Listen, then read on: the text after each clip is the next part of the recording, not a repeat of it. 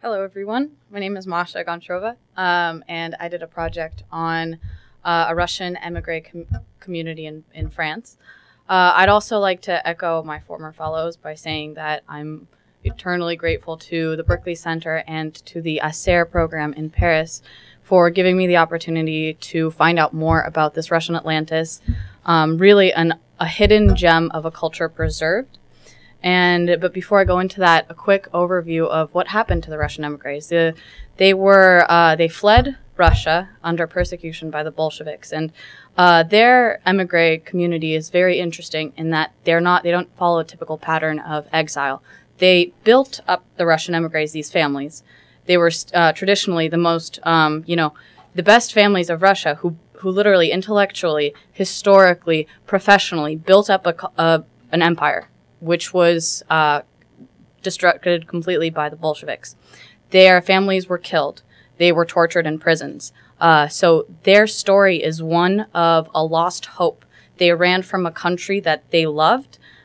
So in a sense, yes, the material impoverishment hit them hard from about 1900 to 1920, and they were desperately impoverished throughout Europe. But more importantly than that, they lost a hope. And their story, what I saw when I came this summer, was rebuilding hope through faith, through specifically the Russian Orthodox faith.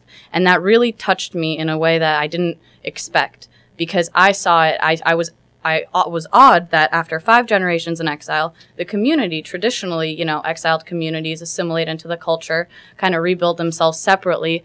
And in a while, you can't even tell who they were, 5 generations ago. This community has stayed together. It has kept its cultural ties so close and so intimate, and it's been through the Russian Orthodox faith. So that really awed me, and this project really gave me a chance to explore that further.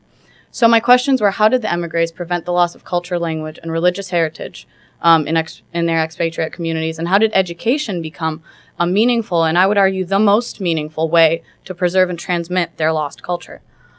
So this is Alexander Nevsky Cathedral. It is in the 8th arrondissement, which is the center of Paris, a gorgeous place. It was built by Alexander II before the émigrés even became exiled.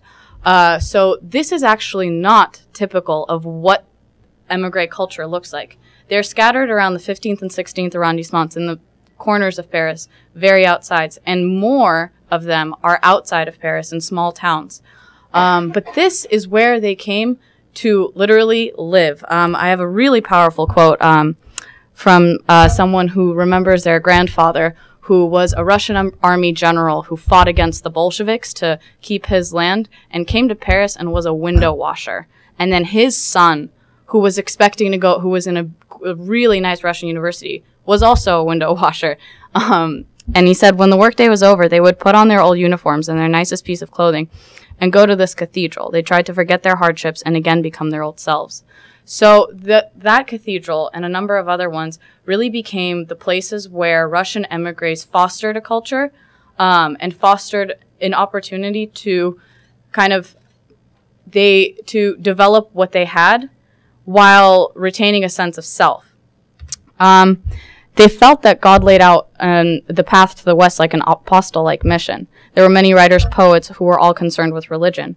This occupied their activity during periods of hardships. We could say that their impoverished situation in Paris resulted in the birth of great talent. As you can see, they're playing a balalaika. They've kept balalaika groups, choirs, choruses, even chess teams that play in the Russian tradition. There's a Rachmaninoff school actually right on the Seine, because it got a really nice fund. Before that, it was 2 pianos in the outskirts of Paris in an apartment that people came to play with all the time. So you could see that they really did lose all hope, but what was more detrimental to them was kind of a spiritual lack of self that they were able to rebuild. And I wouldn't say with the excuse of, but I would say with a returning of to their religious foundations of orthodoxy. Because kind of in the late 19th century, right before the Bolshevik Revolution, they weren't necessarily all that connected to the Orthodox religion. Of course, they went for Easter. I spoke to, right now, the Archdeacon, Alexander Kedrov, and he was telling me that beforehand, it wasn't as if religion was the main part of their lives, because right now it very much is. But when when they came to Paris, they saw that, and they're also in Berlin. There's a big community in Berlin and throughout Europe. It was really religion that saved them and allowed them to have the hope to continue and prosper. That's not to say they're all mostly middle-class French families right now. But I would like to say that one thing that religion let them do is maintain their sense of Russian identity and their sense of really great Russian identity throughout the turmoil and chaos of losing their homes. So this might look like a church, but I will say it's not the inside of Alexander Nevsky Church or any other place that on the outside looks like a church. This is actually the inside of an apartment building with a kind of recreation room on the bottom of it. What happened when they moved is that they didn't really have money to build more places to worship, but worship became a very large part of their lives. So these icons, all of these icons, are ones that they built. They literally hid in their suitcases as they fled Russia. And these churches now carry much more meaning than any other regular place, because these are all relics from a past that they single-handedly have handed down and that only they own from a moment in history. So these kind of churches exist throughout Paris. There's an apartment with a living room that's one of these churches, and then they have a kitchen and everything. They just use that for people to come and worship. And it's interesting because specific groups of families go to different churches. So they've really developed a really individualized Orthodox culture in a place that's not their own, and was traditionally, of course, Catholic France. And another, of course, interesting aspect of this was education. The thing I focused most on was education in the Alexander Nevsky School and through a number of youth groups, there are 5 youth groups in all in Paris, 3 of which I was able to focus on really deeply. And all of them have summer camps, all of them have after-school programs. And one of the teachers in them said this: even though they maybe don't understand all of the words or details of the language, they understand the meaning behind it. Without the family culture and growing up to understand Russia, these kids would not be who and how they are. And she's really accurate in that when I spoke to these kids and kids my age, we spoke in French. I spoke in Russian to people, Filatova's age or people older than that. The assimilation process is occurring materially, as in they're obviously French in their manner, the kids. When they speak Russian, it's with a French accent, which is normal because it's been 6 generations and they have no physical ties to the land there.